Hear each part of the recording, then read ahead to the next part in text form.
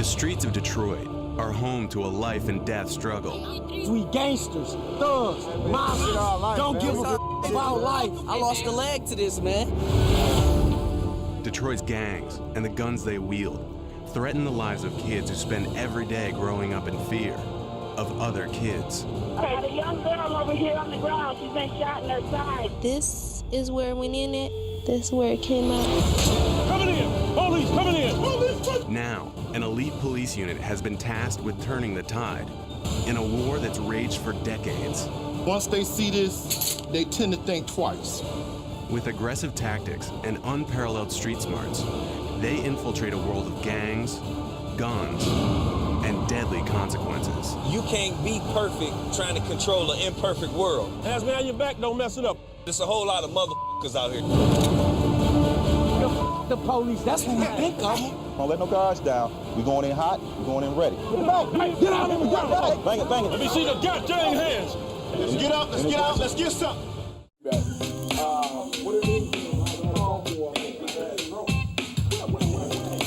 Everybody in? I really need all of y'all. I really do. I need the whole gang unit. I mean, you guys have came in early and we try to hold you on the back end. I know we're working the mess out of you, but it is what it is. You know, don't come in thinking, okay, I'm gonna get an early Friday night a chance to go to the movie. You had to go to the movie on Saturday, matinee. So thank you for being very professional. Just keep up the good work. Let's be careful. Let's go.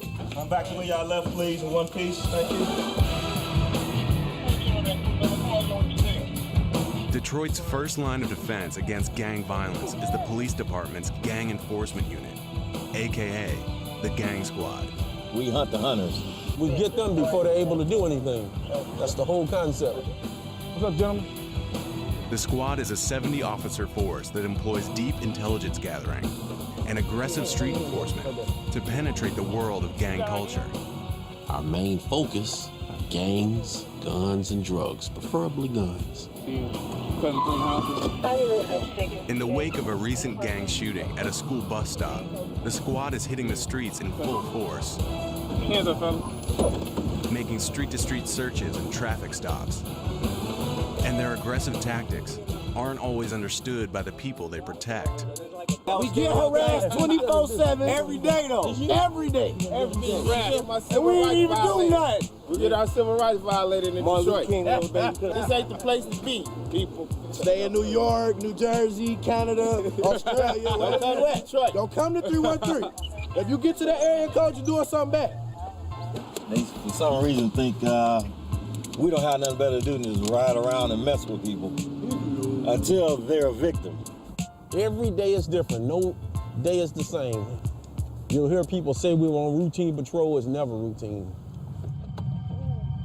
Put your hands, big fella. Put your hands up. Put your hands up. My man. At a gas station on Greenfield Road in northwest Detroit, officers Shooter, Pelly, and Hollywood stop a vehicle for what they suspect is an open intox violation, an open container of alcohol. Think about it. Cuff the driver. What they discover is a much deadlier brew. Going out. Now, if you move and make any sudden move, your nose gonna be splattered all over your face. Glock 23, 40 cal. You definitely going. You making 25 round extended clip. Definitely going. The extended clip on the handgun suggests it's being carried for more than just personal protection. And this is how we avoided a shooting. You notice how long that magazine was. Today was a hit day. You don't carry no gun that small with a magazine that long unless you're gonna take somebody out. Backseat of the car is full. You might want to hold on. Gun a day is a life saved, just like an apple a day keeps the doctor away. That's my MO. Detroit is a city of approximately 900,000 citizens, with one of the highest per capita murder rates in the U.S. It has also been hit harder by the economic downturn than any other major American city, with a nearly 30% unemployment rate. Kids in Detroit are now at greater risk to gang violence than ever before, and the availability of guns has made it easy for hard times to turn tragic. June 30th, 2009.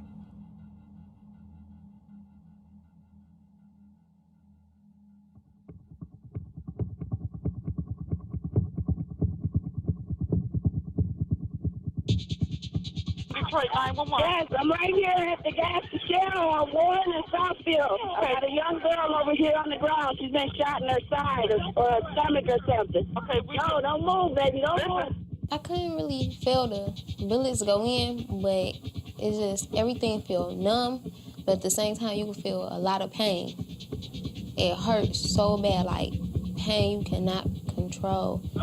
She got shot in her abdomen and her arm. Okay, who else was she the only person shot? No, it's a whole group of people, kids. It's a whole bunch of kids. Okay. Baby, be still, don't move. 17-year-old Tiara Dickerson was just one of 7 teenagers hit by gunfire while waiting at a bus stop after school. It was just a lot of things going through my head. Like, I was thinking, like, I don't want to die, and I hope I make it, and what's going to happen. I hope the police hurry up and come. Chaos and confusion in the middle of the afternoon. At least 7 people shot, 5 of them summer school students at the Cody 9th Grade Academy in Detroit. At one point, the pain was so bad that I felt like I did want to die, but then I thought about my mom, my family, and everybody, so I decided to, try to stay strong. The attack sent all 7 victims to the hospital, 2 in critical condition, and it lit off a firestorm in the local press. This is a case that ought to be symbolic to all of us because there were so many kids who were victimized at one time in broad open daylight. The ruthless nature of the shooting and the young age of its victims suggests that this was a case for the gang squad. Detroit police quickly called on Sergeant Todd Eby to work with Gang Squad on the investigation. But some of the evidence that was at the scene were ballistics, firearms evidence, like spent casings. We had a videotape, a surveillance video from the gas station.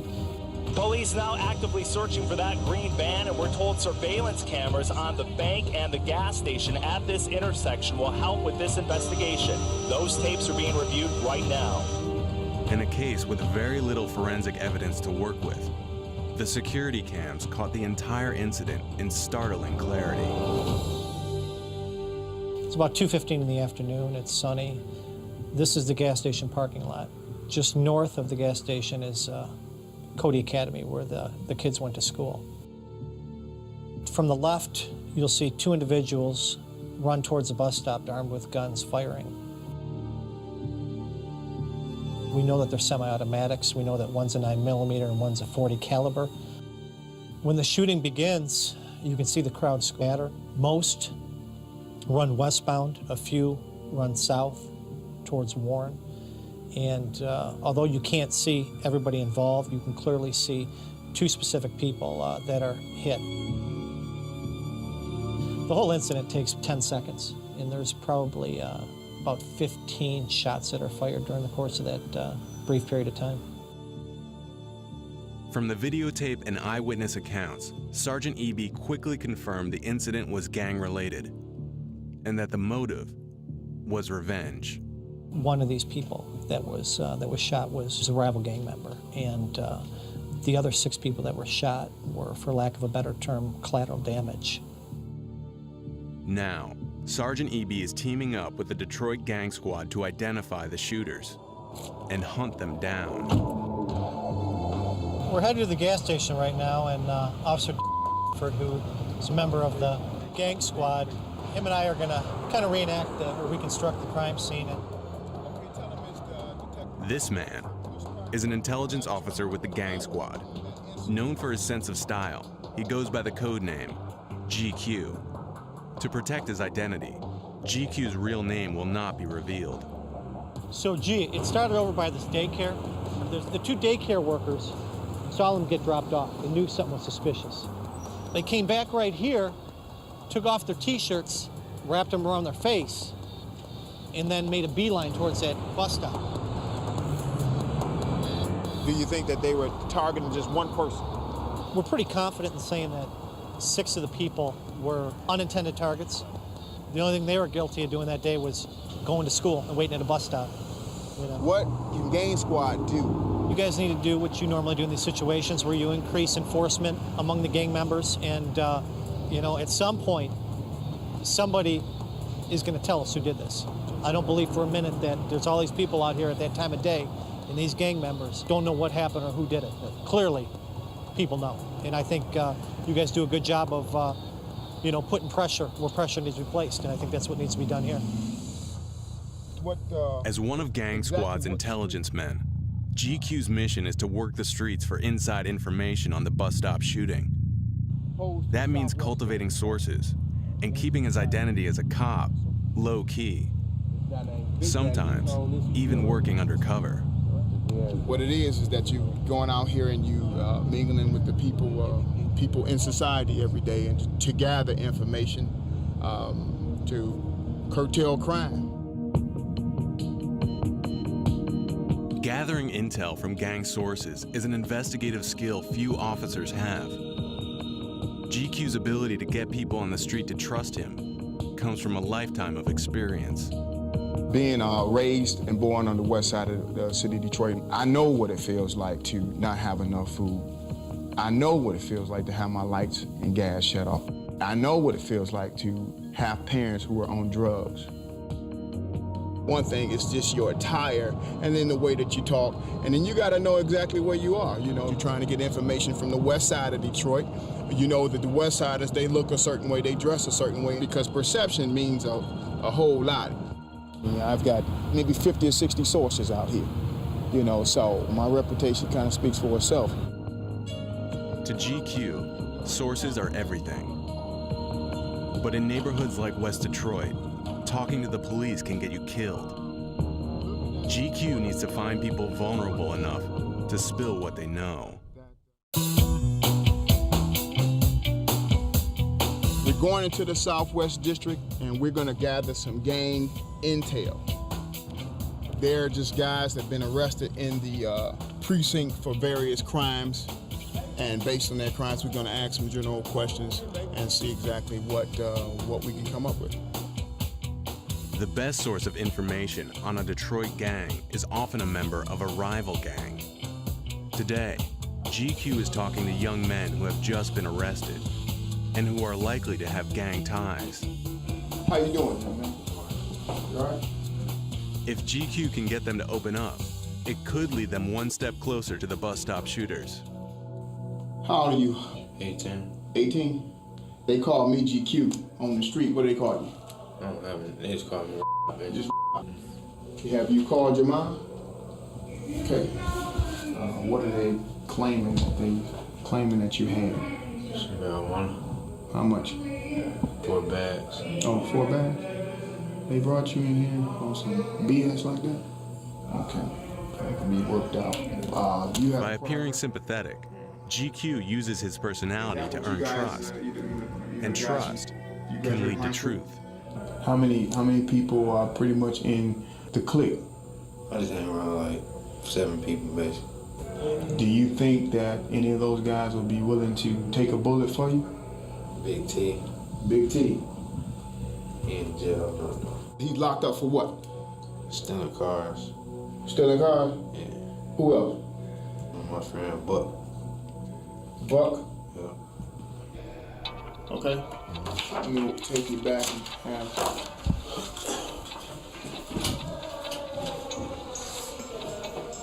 I couldn't get him quite to give me the information that I really wanted and I was looking for, but that's the start. Hey man, how you doing? The next perp has been arrested in connection with a shooting known as an A1 charge. I understand you have a daughter or son? A son. Junior. Just thinking about my children. I know, man. Me, like I'm saying, I ain't just saying like no gang type. We ain't on no gang type stuff. We What is it? We family. He's in here on an A1 charge, and I know he just pretty much lied through his teeth. Like I'm saying, like friends is really closer than your family to people now. Cause like I said earlier, people don't got family like that. They family deny them to the left. The world crazy to me. They need a lot of work to this world. People need jobs. Everybody out here starving. Everybody out here hungry. I miss my family. I've been in here for 2 days. I miss my daughter. I just want to get out of here. Oftentimes they tell you anything. I'm supposed to be in here. I'm not that person. I'm not. They're out there on the streets murdering, selling dope, and they come in here and they act like a bunch of 3-year-olds crying and whining all day long. So you just get used to people lying to you all day. Gang violence is youth violence. Kids in Detroit are often affiliated with a gang before they're even teenagers. Gangs here are younger, smaller, and less organized than in other metro areas. Recently appointed police chief Warren Evans is facing a criminal culture that bears little resemblance to the highly structured street gangs of the West Coast. They're almost like neighborhoods or block gangs. And so they beef with each other quite a bit. It's not as organized as LA gangs or maybe even Chicago gangs. In the late 1970s, the gangs were organized in which you had a structure of one person was, in fact, like the CEO. Now you don't have that. In some ways, that's good, but in other ways, it makes the intelligence gathering more difficult because you have so many small little groups and gangs and trying to figure out the dynamics of who's beefing with who and who the necessary players are. Compounding the challenge is a phenomenon that's taken root in urban culture, not just in Detroit, but across the U.S. It's called Stop Snitching. No one wants to ever be labeled as being a snitch, of talking to the police and giving information about individuals as it relates to committing crimes. Once that gets out, and they say, man, you've been talking to the police about what we're doing on the street, it'll be over for them. They'd rather see the person dead than in jail. The bus stop shooting took place in broad daylight, in front of multiple eyewitnesses. Now, pressure from the streets to keep quiet has made what could be quick justice an open case. Detroit's most shocking act of gang violence in recent history, a bus stop shooting that claimed 7 victims, has so far surrendered no promising leads. But Gang Squad has a new addition to the intelligence team, and his code name is Sandman. Sandman is aggressive, tenacious, very smart. He's very, very valuable because of his street connections there. Sandman is from East Detroit, and the gangs he grew up around are more than just neighbors. They're family. I got a nice little number of people in my family that's in the gang.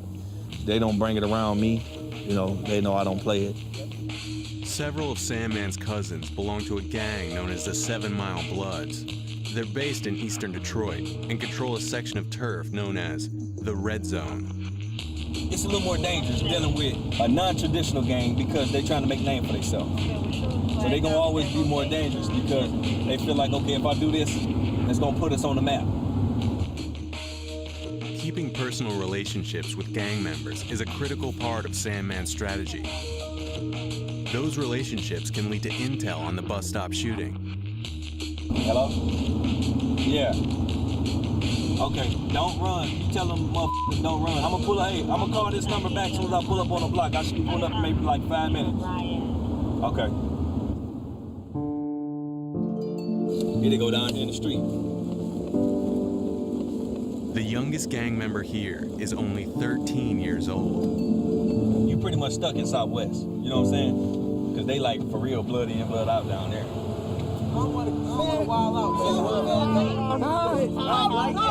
Gangsters, thugs, monsters, don't give a about life. I lost a leg to this, man. Hey, look around. Do this. Ain't no running from it. Everybody's 7 Mile Blood. Family over here. No outsiders, like I've been saying, man. Don't trust them, man. The police, that's what we think of. Prison ain't shit. What you talking about? Y'all know what it is? 7 Mile Blood Gang. Run this man. Just tell y'all about it. Tell y'all about it, man. Free hop. Rule life. It's a shooting, man. It's a shooting. Don't get it. Living in the city of Detroit, it's so easy to get caught up in peer pressure and what other people actually think about you. Nobody want to be considered to be soft. You know, my father was a very good disciplinarian. I think if it had not been for him, I probably would have, succumbed to the streets. Most of my friends, they didn't make it. And, sometimes you have to think that some kids in these neighborhoods, they never get a chance to get out of the neighborhood. It's just getting, worse each year. And everybody has a mind of their own. So if somebody feel like they want to be in a gang and go kill somebody to get recognized, that's what they're going to do, no matter who tries to stop. See murder, bitch. Bang, bang. It's real. If you ask them, what do you plan on accomplish out of the game? They don't know. A lot of them don't. And that's the crazy part about it. A lot of them don't even know. And I wonder how many, if you ask them, like, so did you grow up in this neighborhood, that's gonna honestly tell the truth? They ain't even renting over here, let alone own something over here. They broke, they ain't got no money. If I'm gonna be in the gang, it's gonna be for a purpose. We finna get rich. You know what I'm saying? It's gonna be the millionaire club or something. It's not finna be no just to fight. That's crazy.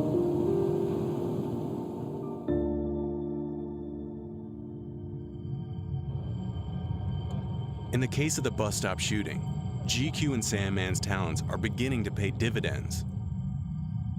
The gang responsible for the shooting is now believed to be a crew known as the Joy Road Hit Squad, one of Detroit's oldest and most violent gangs. I'm from Joy Road, I'm from Joy Road, I'm from Joy Road, X and 9. I'm from Joy Road, I'm from Joy Road, I'm from Joy Road, X and 9. This gang is responsible for a number of different shootings, armed robberies, carjackings.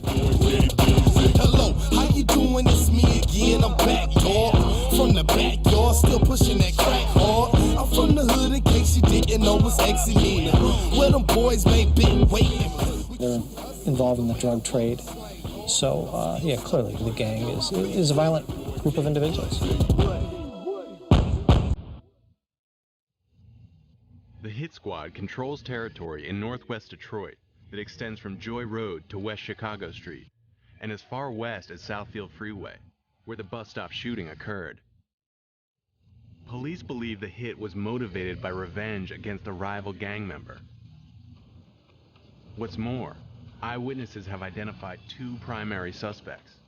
We don't have an arrest warrant for anybody, obviously, but there's certainly people that we're focusing on. And these individuals are younger, 19, 20 years old, and represent part of the Hit Squad. Their number one person of interest is Demetrius Hinton, a teen who's also wanted in connection with a more recent drug-related homicide. Hinton is still at large. Now, it's up to GQ and Sandman to locate the suspects before the trail runs cold. Yeah, at 5 o'clock. Okay.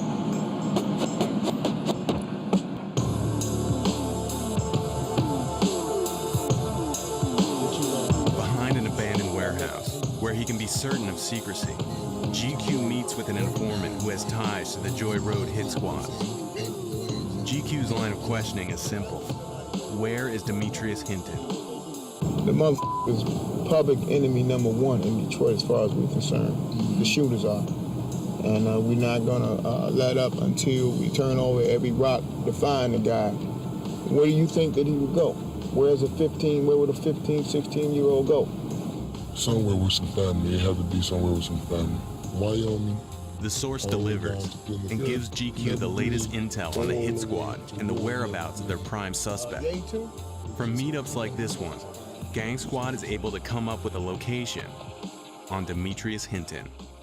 Demetrius Hinton, we just found out he's been in Minnesota for the last 4 days. So he's down there rolling, selling dope.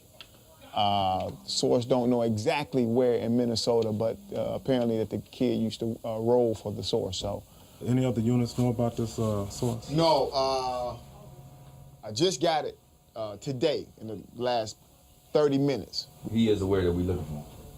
I don't even think so. I don't even think he knows. That's why he says out. I do have his associates here. This is right-hand man. They're not involved, right? Not involved, but they're part of the Hit Squad, so. Oh, yeah. do a full workup on each and every one of them, meaning we know all of their associates and also family members, girlfriends, and stuff like that, just in case, they try to get in touch with each other, which is probably going to happen. That's right. That's right. It's a waiting game. And as soon as the suspects surface, the squad will be ready to strike.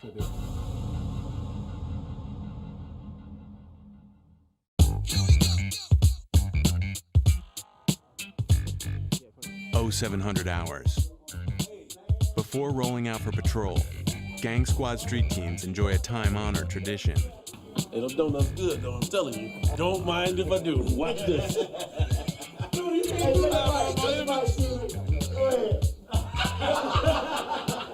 This is how we uphold our image.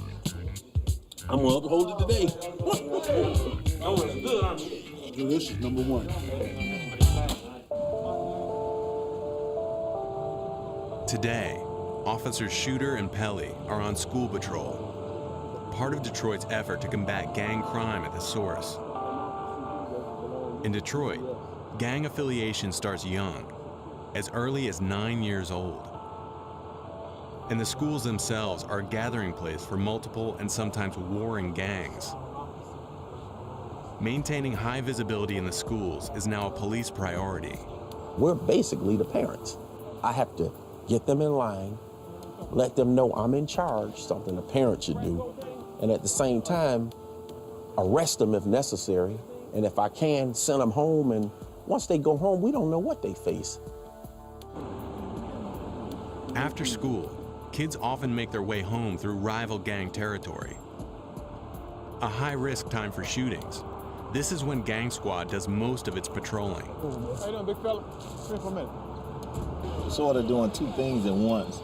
One, we're trying to look out for the kids and make sure they all get out, make it home safely and everything. But at the same time, we're hunting. Come here, man. Take your hands out of your pocket. You got your ID? What's the last 2 classes you have? English. It's obvious you don't speak too well. I'm in charge out here. Goodbye. Go that way. And because of their relationship, and I think the love that they actually have for kids, they're happy to go do it. I mean, at the end of the day, they want to see kids safe. Do they arrest a lot of kids with guns? Absolutely. Is it the focus of what they do to create criminal records for kids? Absolutely not. It's to make sure the environment's safe. And I've seen them do just as much counseling, quite frankly, as I have seen them gun chasing. You're gonna say, oh, I'm tired of getting tickets, y'all give me tickets. You don't have a license. You ain't never had a license, you 16. So if you tired of getting tickets, why did you stop driving? A lot of times what we tell them goes right out the window when they get home because they have to deal with their home life. He may see us for, what, an hour or 2 a day? Once he leaves, he has no longer any dealings with us. He's gonna go by what is taught to him at home. Gang Squad puts an intensive focus on getting guns off the street, sometimes at a rate of 3 a day for a patrol team. But there are thousands of unlicensed firearms on the streets of Detroit, and the statistics are symptomatic of a much larger social problem.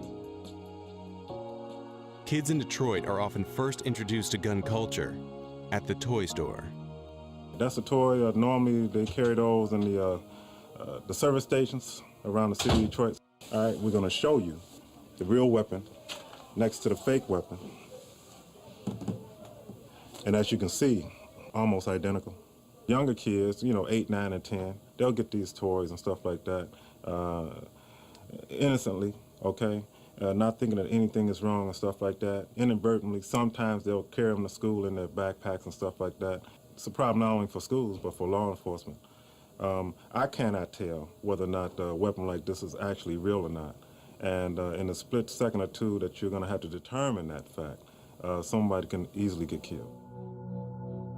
When I was a kid and you had disputes, you'd have a fight and it was over with. Now the fights are one group shoots the other group, and then when they heal, they come back and shoot the other group. And it's kind of an ongoing lethal process.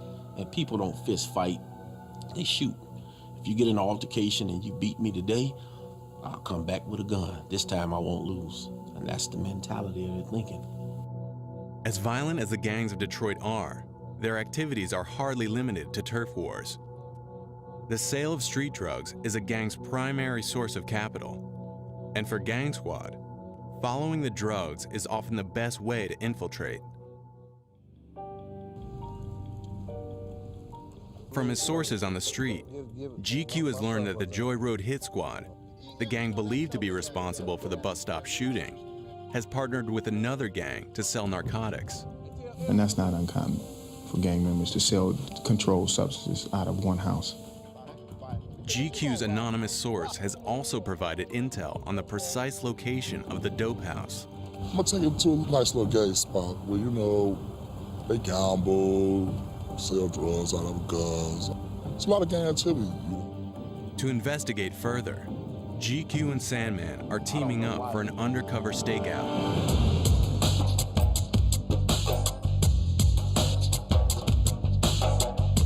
In civilian clothes, they're on their way to the territory of a gang known as BCB. GQ leads the way and Sandman follows behind in an unmarked van with our camera crew. Going into the area of BCB, which stands for Burgess, Chapel, and Bentley. This little gang that's right up here. The way this truck's on, we might not go far. I'm a little rough and rugged around the edges. I understand that you have to have guidelines to keep certain people in order, but you can't be perfect trying to control an imperfect world, you know what I'm saying? But it's a whole lot of motherfuckers out here, you know, that's how you get their attention. The guy that you trying to restrain, he trying to knock your head off. So at some point, you can no longer just keep trying to restrain him, you might have to knock his head off to restrain him. And that's what a lot of the citizens don't understand. And the citizens that do complain a lot, they wouldn't even come out here and do this job if you paid them twice what I get paid. Okay, two. Okay. We're gonna go around here and see what they got going on right here. Can you see these guys right here? I don't believe he put me right here at the damn door. But gee, I don't believe you put me this close, man. I'm like, I might as well go on that porch with him. GQ and Sandman are now parked directly in front of a multi-gang stronghold. Being identified as cops could put an end to their investigation and possibly turn deadly. For the rest of the operation, our cameras will stay concealed in the rear of the undercover van. Now let's see what this clown does. Look like a marijuana smoker, you think? You see his left hand? See how it's clenched? Like he got some money rolled up in it. See what he does. Yep. Gotta go give me a bag of weed. You see, you can always tell about the buyers. There's dope house protocol. And you want to have your money in hand, ready. They might try to shut down, you know what I'm saying? A van just pull up, ain't nobody get out, so I'm gonna go act like I'm being interested in the house. All right. To get a closer look, they'll pose as real estate agents looking at property, and no matter what happens, stay in character. How long has that house been vacant? Been all right then? My man. Yeah, we out here trying to get a little groove on, man, and try to see if we can get these cribs like motherfucking, but they're checking out some houses right we quick. can buy them motherfuckers for about what, 12, 1,500? Oh, straight up? Yeah, that ain't a bad little motherfucker. Look like somebody been sleeping in that motherfucker though. Yeah. Who he said he knows somebody? Oh, he said, man, that ain't even worth buying. He said that motherfucker up. He said, I think he said it been vacant for a couple of months. Yeah, that's really all we really needed. He smelled like the reek with marijuana. That's really all we need to get a warrant. While casing the dope house, GQ is approached by a young man in the street, wanting to know why they're there. And it turns out to be a breakthrough connection. They were watching me, and they wanted to get a closer look to see who exactly we were. And just by chance, the guy, I recognized him being in one of the photos associated with the suspect in the bus stop shooting. That's one of the target guys, associates of the guy that we're looking for murder.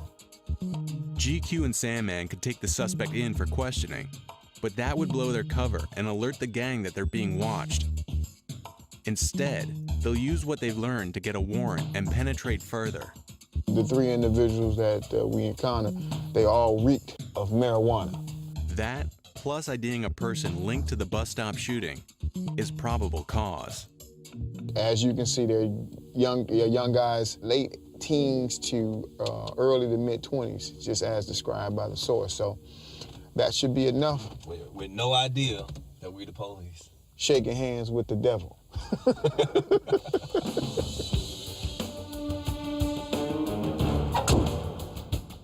I got enough probable cause to get a warrant. We have 48 hours to execute it. Officer for Detroit Police Department Gang Squad Unit, I have a probable cause search warrant. I don't like to wait to execute a search warrant. So many things can happen within a 48-hour time frame. The probability of the drugs not being there, that's likely. So once I get the information, I really want to run with it.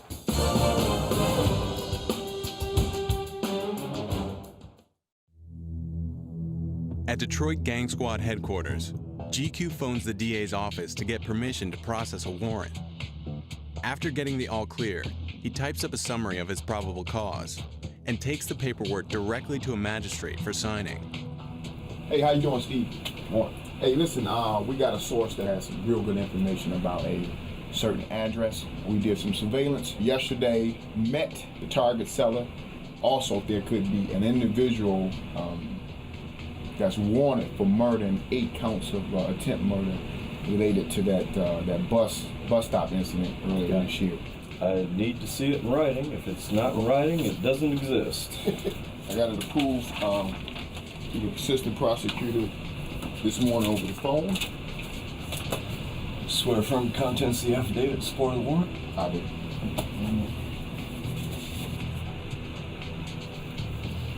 All right. You guys be safe. We appreciate you. Take care, bro.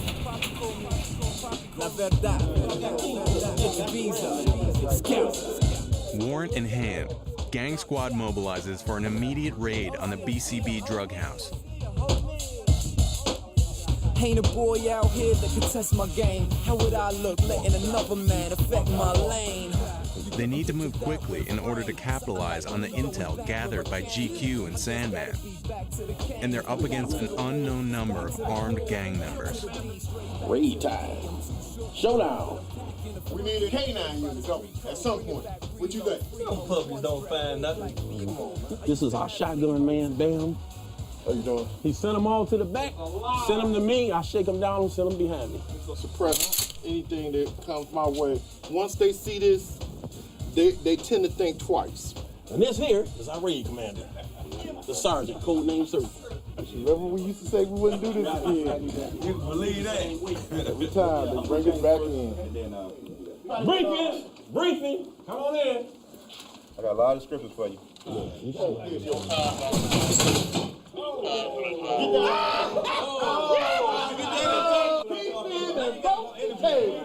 Hey, 400 gangster, look at that. Bust that sucker into. It was weak. You tore your pants. Hey, you look like a gingerbread cookie.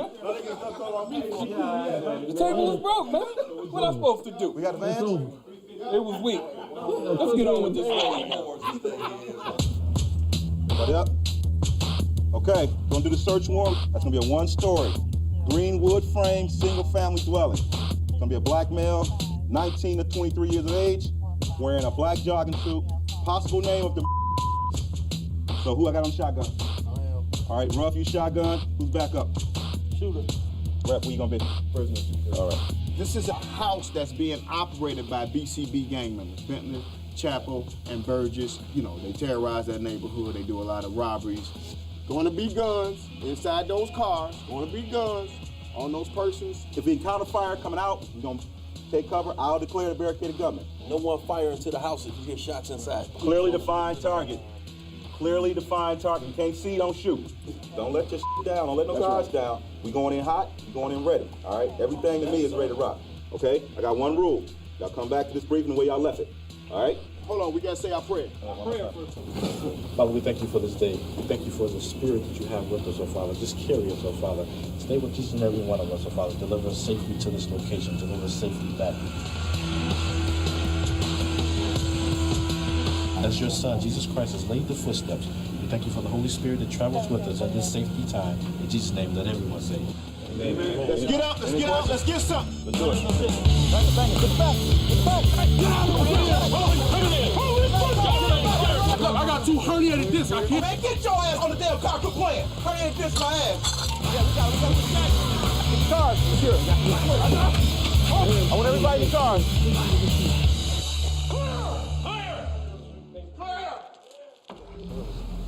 The squad takes the house with military precision and cuffs everyone found on or near the property.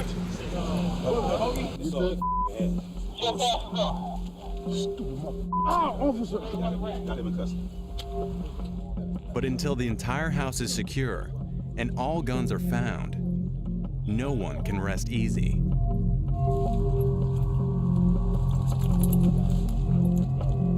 There's multiple people inside that house. We found marijuana. It was constituted a felony in possession with intent to deliver. We found a parole violator, as well as confiscated a few $1,000s. More important than a drug bust, Gang Squad may have apprehended a familiar face. This man matches the mugshot of Demetrius Hinton, the primary person of interest in the bus stop shooting case. What up, Edge? Hey, we think we might have this Hinton cat in custody. We trying to match him up against the pictures. He look like him, but we still want to make sure. Look exactly like him. Yeah, we want to be sure though. Yep. But we're hoping that he may be the person involved in the shooting. That's what we're hoping. If it's not him, he's a hell of a twin brother. Yeah, he got a heck of a twin. Detroit's Gang Squad may have just cracked the bus stop shooting case, but they'll need to check fingerprints to determine if they've collared the right man, and it will take forensics to link him to the crime. The suspect is also wanted for a more recent shooting, a homicide in which Detroit police recovered a 9mm handgun. Proving a match between that gun and shell casings recovered from the bus stop shooting will take the case to the next level. We're trying to draw comparisons between the gun and the casings. The gun that was used in the homicide, obviously, and the casings that were left at the scene. Detroit's own ballistics lab was recently shuttered after too many errors were found in its exam results. So it's at the state crime lab that both gun and shell casings undergo rigorous testing to determine a match. So in this case, we were asked to look at several 9mm fired cartridge cases, and we were given a Glock 9mm pistol. In this case, we would take test shots from the pistol and make our comparisons to the evidence found at the scene. First, the Glock 9mm is fired into a sealed, water-filled test tank. It's a neutral environment that ensures any markings on the bullets or shell casings are from the gun itself. Then, the test rounds can be compared to shell casings recovered from the bus stop using a comparison microscope. When fired, every gun leaves a unique signature on both bullet and casing. These striations are as individual as fingerprints and can be used to determine a certifiable match between guns and the crimes they're used to commit. If the shells found at the bus stop match the gun used in Demetrius Hinton's other alleged homicide, it's strong evidence linking Hinton to the bus stop shooting. But lab results can take days to process, and Gang Squad will have to wait for the outcome to know if they've got the right man. And they aren't the only ones hoping for justice. You just got home from school, ugly? Yeah. What y'all do at school today? I did some math and science. You ain't learned nothing? She'll never do nothing. For 17-year-old Tiara Dickerson, the bus stop shooting isn't a newspaper headline or a case to solve. It's a reality she and her family struggle to overcome every day. My first surgery was in my arm. It's a metal pin and screws down here to keep it together, and it's gonna be there forever. They had to repair about 7 different things in my stomach. My intestines, I know that they had to put back together. I was there when it happened. It was crazy. Yeah. It was real sad, yeah. She was just laying there so little and just almost lifeless. A lot of things that I knew always could happen, I never thought it could happen to me.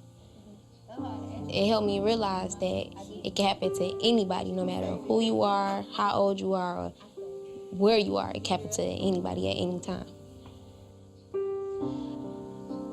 Now I really don't like to be alone. I don't like the dark, and I don't like to be around as many people that I don't know. And I really don't like to stand at a bus stop anymore. You know, you think about your own family, and you think about how a kid who could, you know, be doing the right thing, going to school, and just standing by a bus stop ends up with the inability to ever have children and, you know, wear a colostomy bag the rest of their life, you know, and, you know, the worst thing they ever did that day was get out of bed and go to school. Tiara is nearing a full recovery. But there are thousands of kids in Detroit who aren't so lucky. What are some of your dreams? So my dreams? To get better. I want to, hopefully I heal up all the way and then graduate high school and go to college, maybe in Florida, or stay here and go to college and become a lawyer, or I'll become a counselor and work with kids. We prayed real hard and it worked, so I'm glad she okay. I don't be messing with y'all. Unless y'all up here making noise.